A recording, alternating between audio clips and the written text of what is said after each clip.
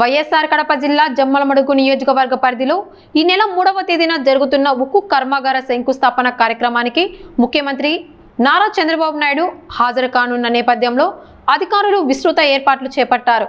కార్యక్రమం జరిగే సభా ప్రాంగణాన్ని జిల్లా కలెక్టర్, జాయింట్ కలెక్టర్తో పాటు వివిధ శాఖల ఉన్నతాధికారులు పరిశీలించి వేదిక ఏర్పాటు, ప్రజలకు అవసరమైన సౌకర్యాలు, పార్కింగ్, త్రాగునీరు, రాకపోకల ఏర్పాట్లపై సంబంధిత అధికారులకు సూచనలు చేశారు.